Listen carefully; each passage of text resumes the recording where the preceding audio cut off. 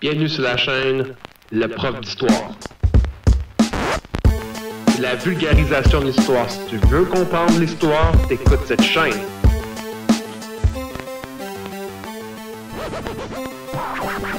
L'histoire c'est partout, l'histoire c'est vivant, l'histoire ça nous entoure.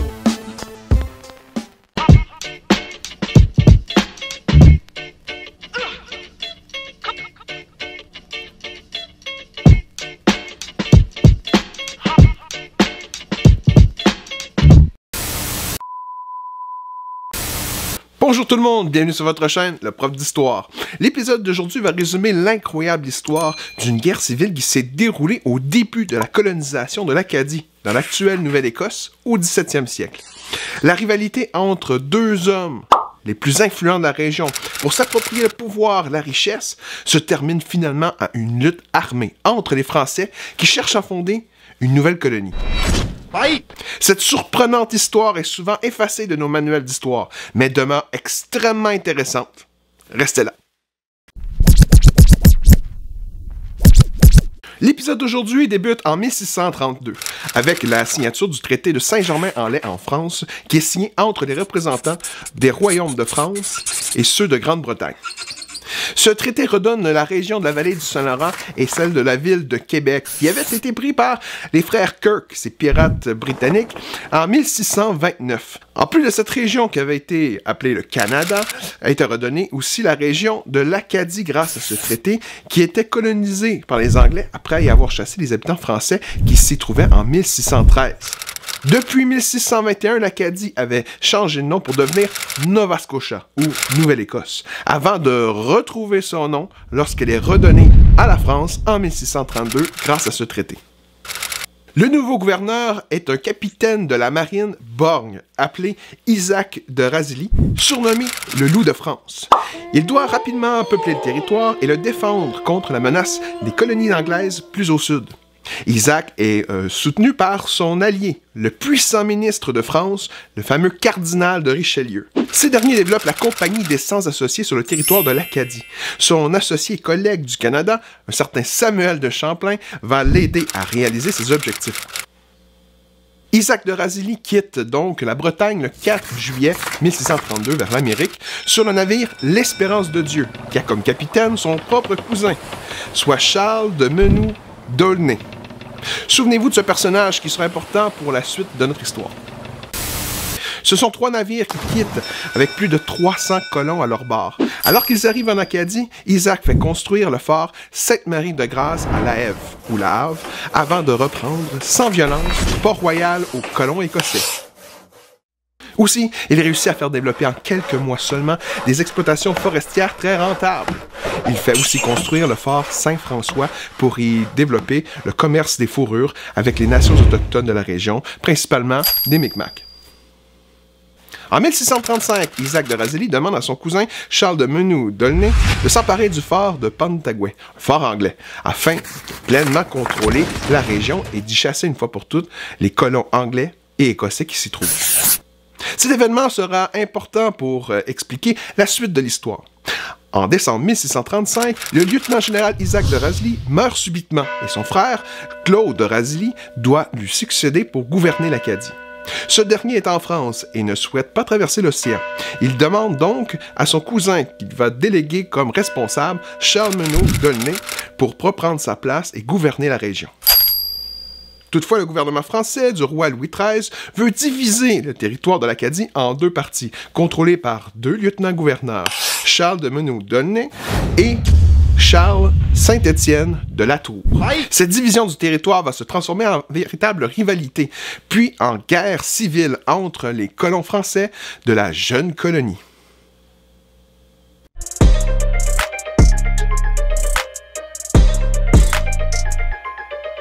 Charles de Saint-Étienne de Latour s'installe donc en Acadie, avec son père en 1610, à 17 ans. En 1613, après la conquête du territoire par les Anglais et les Écossais, Charles de Latour accompagne dans la forêt le commandant français de l'Acadie et son bon ami, Charles de Biencourt. Ils doivent vivre avec un petit groupe de Français qui avaient réussi à s'échapper dans la forêt avec les autochtones de la nation des Micmacs. Mais malgré la présence anglaise, ils vont quand même réussir à développer un trafic de fourrure et de pêche dans la région. En 1623, Charles de Biencourt donne le pouvoir et la responsabilité à son ami Charles de la Tour avant de lui-même mourir. Charles Latour décide alors de faire construire le fort Lemeron au Cap de Sable pour y continuer leur trafic très payant. Le fort se fait attaquer par une expédition militaire anglaise menée par le père de Charles de la Tour lui-même. Ce dernier s'était fait capturer par les Anglais et avait réussi à négocier certaines ententes avec eux et certains titres sur la région de l'Acadie. Charles et ses compagnons réussissent à résister aux assauts de ces assiégeants qui finissent par abandonner l'attaque du fort le jour suivant. La France envoie alors des renforts et des provisions au fort Lemeron, après plusieurs requêtes de Charles de la Tour. Il se fait nommer d'ailleurs officiellement gouverneur et lieutenant général du roi Louis XIII en Acadie. Il obtient aussi la permission de réaliser un de ses projets pour mieux contrôler la région, soit la construction d'un nouveau poste de traite fortifié, le fort Sainte-Marie à l'embouchure de la rivière Saint-Jean. Cet emplacement stratégique allait permettre aux Français d'obtenir encore plus de fourrure grâce aux alliés malicites, Micmacs et Passamaquoddy. En 1632, après la signature du traité de Saint-Germain-en-Laye, le territoire de l'Acadie est finalement redonné officiellement à la France. Charles de la Tour va alors collaborer avec le nouveau gouverneur envoyé sur place, le fameux Isaac de Razilly. Ils vont se diviser le territoire, le pouvoir et les responsabilités de la région. En 1635, à la mort de ce dernier, Charles de la Tour va devoir négocier avec son successeur, Charles de Menou-d'Aulnay. Dès les premières années de coexistence, la rivalité entre les deux Charles s'installe. Ils vont représenter la Compagnie des Sans-Associés en Acadie et devront se partager les frais et les profits de la traite des fourrures dans la région. La tension augmente en 1636, l'année suivante, alors qu'un poste de traite construit 11 ans plus tôt par le père de Charles de la Tour avait été libéré des Anglais, en Patagouet. Sous ordre de la Compagnie des Sans-Associés, ce fort devait être redonné à son fils, Charles de la Tour. Jusque-là, tout est très logique et la décision semble juste. Toutefois, ce poste de traite avait été occupé et conquis par les marchands de la Nouvelle-Angleterre depuis presque 10 ans. Il n'avait été reconquis par les Français qu'en 1635, l'année précédente, par nul autre que Charles d'Aulnay et ses hommes. Frustré par la décision de la Compagnie des Sans-Associés après tant d'efforts, Charles de Menou-d'Aulnay refuse de laisser ce poste de traite à son rival. Noni! En 1638, d'Aulnay quitte pour la France afin d'obtenir du roi Louis XIII lui-même le droit de conserver ce poste de traite. Les ministres du roi décident alors de diviser le territoire de l'Acadie en deux afin d'éviter d'éventuelles querelles. C'est ce qui va, tout au contraire, déclencher une véritable lutte armée entre les deux Charles et tous les Français qui les suivent. d'Aulnay obtient le territoire du nord de la baie française, ou baie de Fundy, à l'exception du fort Sainte-Marie qui avait été construit par Charles de la Tour. Charles de la Tour, quant à lui, obtient la péninsule de l'Acadie, à l'exception de la capitale, Port-Royal, de Isaac de Razilly, qui avait été reconquise grâce à l'expédition d'Isaac de Razilly et de Charles d'Aulnay. Ainsi, les deux territoires sont détachés de leurs principaux ports et postes de traite, ce qui va augmenter encore plus la rivalité entre les deux Charles.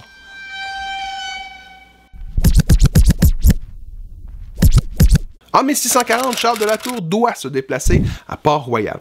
En effet, la Compagnie des Sans-Associés l'oblige à connaître les dépenses et les revenus du commerce de fourrure de d'Aulnay, afin de mieux diviser ceux-ci à part égale.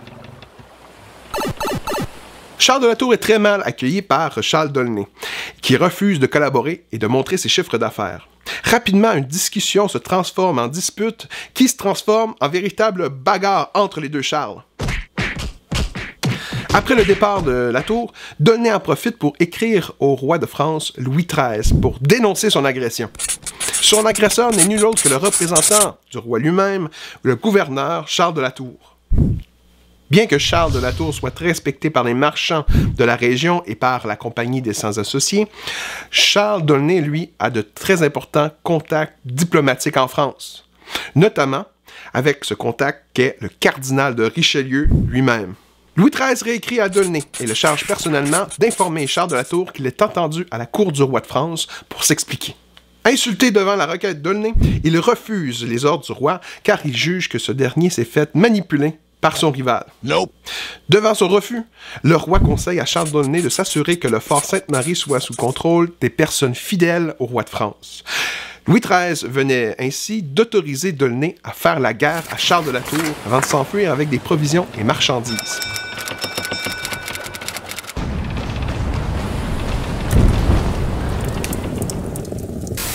En 1642, Charles de la Tour est privé de marchandises pour faire du troc et commerce de fourrure avec les nations autochtones. Il envoie donc des hommes de confiance jusqu'en Nouvelle-Angleterre, à Boston, pour y trouver des marchandises et des partenaires commerciaux pour continuer son commerce. Il en profite aussi pour engager quelques mercenaires qui pourraient l'aider dans cette nouvelle lutte.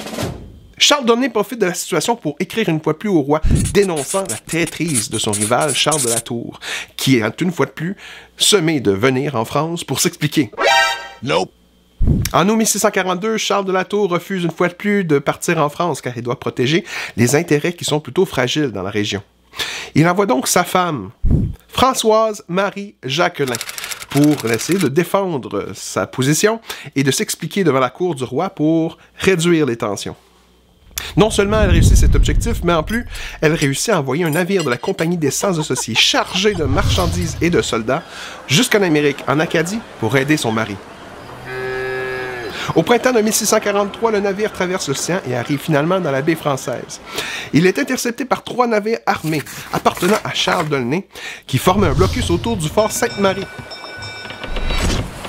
Charles de la Tour réussit malgré tout à monter à bord du navire durant la nuit pour persuader son capitaine de se rendre à Boston. La Tour s'endette pour revenir à la baie française avec 4 navires anglais et des soldats britanniques qu'il avait engagés. Voyant la flottille anglaise arriver, Charles d'Aulnay et ses navires vont se réfugier à Port-Royal. La Tour le suit et débarque sur terre avec ses hommes et 30 volontaires anglais qui le suivent jusqu'au quartier général d'Aulnay. Ce dernier refuse de négocier un remboursement de dettes pour l'injustice que Charles de la Tour avait subie. Devant ce refus et en situation de pouvoir, Charles de la Tour attaque les hommes d'Aulnay et brûle le moulin de Port-Royal. d'Aulnay réussit à s'enfuir et informe une fois de plus le roi de la situation en accusant la tour de s'être associée aux ennemis anglais pour chasser les Français de l'Acadie. Pour se défendre, Charles de la Tour envoie une fois de plus sa femme, Françoise Marie Jacquelin, à la cour du roi Louis XIII. Cependant, on lui refuse toute autorisation et les autorités françaises l'informent qu'elle ne doit plus quitter le royaume. Elle réussit malgré tout à s'enfuir en Angleterre où elle prend un navire jusqu'en Acadie. Le navire est intercepté par un des navires d'Aulnay, au large du cap de Sable. Elle réussit quand même à se cacher dans la cale du navire et échappe à ses ennemis. Elle finit par rejoindre son mari alors qu'ils sont tous deux dans une situation plutôt désespérée. En février 1645, Charles d'Aulnay attaque le fort Sainte-Marie, alors que Charles de la Tour et quelques-uns de ses hommes s'étaient absentés. L'attaque est repoussée après de violents combats et d'importantes pertes pour les hommes d'Aulnay. Près de 2 mois plus tard, en avril 1645, Charles de la Tour doit encore s'absenter pour négocier certains arrangements avec ses partenaires de Boston. Sa femme est alors chargée de s'occuper du fort en son absence. Charles d'Aulnay en profite une fois de plus pour attaquer le fort Sainte-Marie. Les habitants autour du fort viennent s'y réfugier. Françoise Marie Jacquelin rejette les demandes de reddition des attaquants avec la ferme intention de se battre, avec bien sûr l'appui des colons sur place. d'Aulnay fait installer une batterie de canons sur la côte, appuyée par son navire. Le bombardement des canons et des tirs de mousquet va durer plus d'une journée. Le 16 avril 1645, un peu avant l'aube, Charles d'Aulnay ordonne l'assaut du fort. Ses hommes se battent contre les soldats et les colons du fort Sainte-Marie qui se défendent avec des combats d'épée, de piques et d'albardes. Françoise Marie Jacquelin met fin au combat pour négocier la reddition du fort et de ses défenseurs. d'Aulnay lui donne alors sa parole que les défenseurs et les colons qui suivaient Charles de la Tour seraient épargnés. Après s'être rendus et avoir abandonné leurs armes, ils sont tous arrêtés. Charles d'Aulnay fait alors passer la corde autour du cou de Françoise Marie-Jacquelin et l'oblige à regarder le sort qu'il réserve aux prisonniers. Ils sont tous tués, sauf ceux qui décident de participer à l'exécution de leurs camarades. Madame de la Tour est finalement épargnée, mais tombe malade et meurt après quelques semaines d'emprisonnement. À la fin du mois de juin de 1645, à 52 ans, Charles de la Tour apprend la terrible nouvelle. Il a tout perdu dans cette lutte de pouvoir qui l'opposait à son rival. Il abandonne alors l'Acadie pour se rendre à Québec, pour y faire une nouvelle vie. Durant 4 ans, il va faire du commerce des fourrures et participe aux guerres iroquoises pour défendre la Nouvelle-France.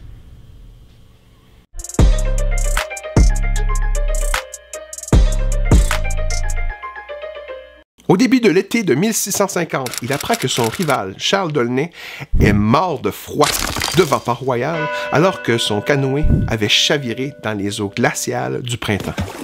À 57 ans, il quitte enfin pour la France, pour se justifier et demander une enquête sur la rivalité entre les deux Charles. La Compagnie des 100 associés appuie ces démarches et l'enquête va conclure que Charles de la Tour est une victime d'une manigance organisée par Charles d'Aulnay. Le roi lui accorde alors le pardon et lui redonne son titre de gouverneur. Charles retourne à Port-Royal durant l'été de 1653. Alors qu'il arrive sur place, à 60 ans, il rencontre Madame d'Aulnay, Jeanne Motin, la veuve de son rival. Endettée, elle cherche à faire la paix entre les deux clans de la région. Elle accepte alors la demande, surprenante, de mariage de Charles de la Tour, qui va prendre en charge donc ses 8 enfants, en plus des 5 que le couple auront ensemble. En juillet 1654, au début de la guerre, une expédition militaire britannique de 500 hommes prend possession de la baie française et de Port-Royal. Les forces britanniques capturent Charles de la Tour. Il est alors amené en Angleterre, où il doit accepter de s'allier aux Britanniques, comme son père l'avait fait autrefois. Il reçoit alors le même titre que son père avait obtenu, soit le titre de baronnet de la Nouvelle-Écosse. Après avoir été obligé de rembourser la totalité de ses dettes envers ses anciens associés de Boston, il est de retour en Acadie avec de nouveaux associés anglais. Dès septembre 1656, Charles de la Tour vend ses droits de commerce des fourrures à ses nouveaux associés dans le but de récolter suffisamment d'argent pour subvenir aux besoins de sa grande famille. Charles de la Tour serait mort en 1666 à l'âge de 73 ans. Il était alors accompagné de sa femme au Cap de Sable. C'est ce qui conclut l'épisode d'aujourd'hui. J'espère que cette histoire vous a permis de mieux comprendre les rivalités entre les aristocrates français et les marchands de cette période en Amérique. Ces deux Charles ont déclenché une véritable guerre civile entre les colons d'une même origine française, travaillant pour la même compagnie des 100 associés et avec même des intérêts similaires. Affaibli par cette rivalité, le développement de l'Acadie fut ralenti et affaibli par ses luttes internes, face aux puissantes colonies anglaises qui vont en profiter quelques années plus tard. Si vous avez apprécié l'épisode d'aujourd'hui, je vous encourage à mettre un petit pouce bleu et bien sûr à partager l'épisode en grand nombre. Et sur ce, je vous dis à la prochaine fois!